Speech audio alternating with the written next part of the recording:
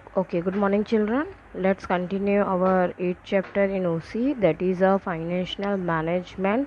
और कल हमने देखा था कि किस टाइप के हम what are the financial decision लेना है इन्वेस्टमेंट के रिलेटेड, डिविडेंड के रिलेटेड एंड फाइनेंस के। आज हम जो देखेंगे हमारा न्यू कॉन्सेप्ट जो है वो है कैपिटल स्ट्रक्चर। आखिर कैपिटल स्ट्रक्चर होता क्या है? मेनली अगर हम बात करें कॉन्सेप्ट की तो कैपिटल स्ट्रक्चर टू टाइप्स के मेन होते हैं, टू फाइनेंशियल प्लान होता है। एक होता है जो कैपिटल का प्रॉब्लम होता है कि कितना हमें पैसे की ज़रूरत है वो, और दूसरा होता है कि कहाँ से हम पैसा की प्रॉब्लम सॉल्व करेंगे, मतलब कहाँ से लाएंगे। तो फर्स्ट ऑफ ऑल हम देखते हैं कि आखिर कैपिटल स्ट्रक्चर होता क्या है।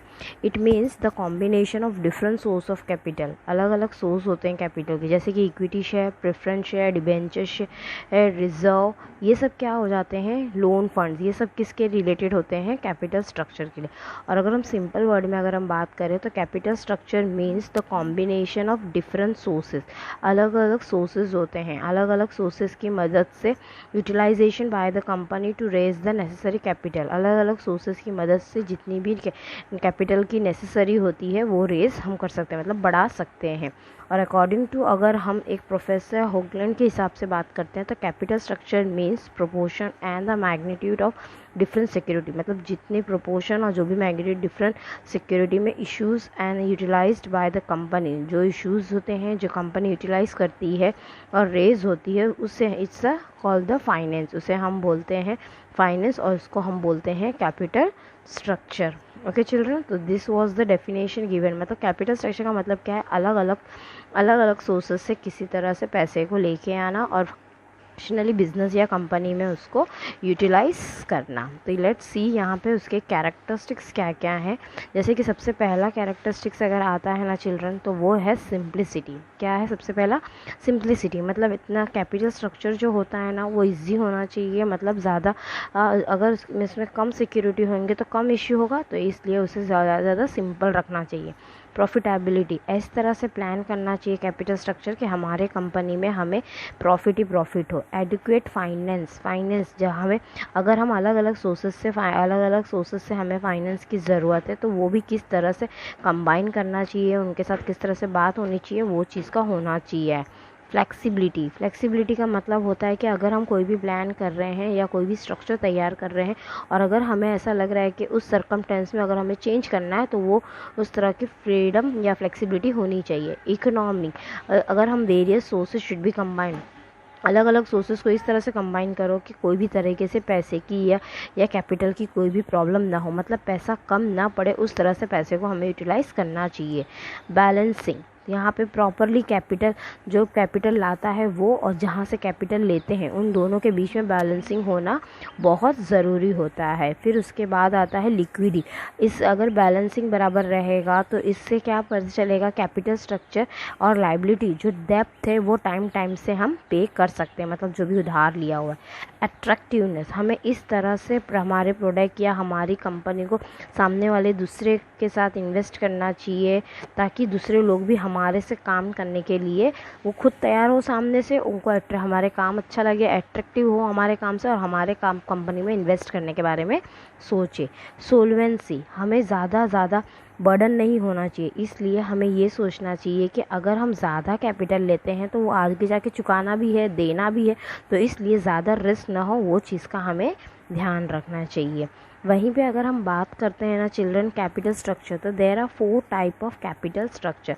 जैसे कि अभी मैंने बताया था equity share, preference share, debenture और बाद में तीनों preference share, debenture and equity को मिलाते हैं तो वो 4 डिबेंचर हमारा 4 टाइप्स ऑफ कैपिटल वो कहलाते हैं। This are the main 4 capital. Always remember, अगर कोई पूछते हैं कि how many types of capital structures are there, then we are having a 4, that is equity share, preference share, debenture share and the preference debenture with equity share. Now let's move to the factors. उसके factors को देखते हैं कि आखिर क्या क्या factors होते हैं। तो if I talk to you children, there are 2 factors, one it is internal factor, second it is an external factor and they are having the sub points. तो लेट्स सी के इंटरनल फैक्टर्स के सब points क्या है।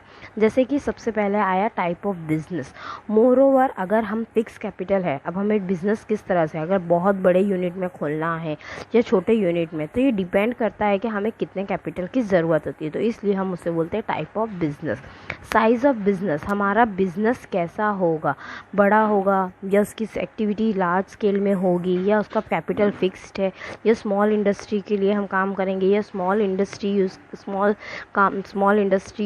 खोलेंगे, कम capital चाहिए, वो depend करता है। वो estimation of the business income, कितना पैसा हमें लगाना है ताकि उसमें कितना पैसा हमें फ्यूचर में उससे मिल सकता है, या हम कितना सामने वाले से बोरो करेंगे तो उसको कितना हम दे सकते हैं, वो चीज़ का भी होना चाहिए। Nature and requirement of asset, क्या चाहिए, कितना रिक्वायरमेंट है हमारे बिजनेस के लिए, क्या रेशियो है, कितना इक्विटी शेयर है, कितना इन्वेस्टमेंट रखना है, कि कौन सी एसेट्स लाना है, कौन सी एसेट्स खरीदना है, कितने में खरीदना है, ये सब चीज़ का भी हमें ध्यान होना चाहिए। एटीट्यूड ऑफ द डायरेक्टर, सामने वाला जो कंपनी है, जो डिज़ायर है, जिसको controlling and company, they do not issue equity share, उनको कोई यानी ग्रेटर प्रोपोर्शन में डिपेंड होते हैं, मोस्टली उन लोग किसी के ऊपर डिपेंड होते हैं, जो डायरेक्टर होते हैं प्रेफरेंस शेयर और डिबेंचर शेयर के ऊपर डिपेंड होते हैं।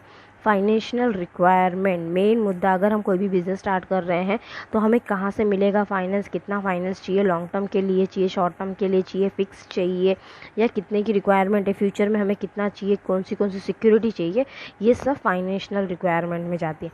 ड्यूरेशन ऑफ कैपिटल रिक्वायरमेंट, आज हमने पैसा लिया है तो कंपनी को कितने टाइम पर हम दे सकते हैं, क्या हम शॉर्ट पीरियड के लिए ले रहे हैं या हम 5 साल के बाद रिटर्न करेंगे या 1 साल में रिटर्न करेंगे, तो एक टाइम पीरियड भी डिसाइड होता है। तो ये सब क्या है, इंटरनल, मतलब जो कंपनी के अंदर की जो बात होती है वो होता है कि अगर हम कोई भी कैपिटल स्ट्रक्चर का अगर पैसे को लेके बिजनेस में लगा रहे हैं तो पैसे को किस तरह से हमें उसको यूटिलाइज करना है।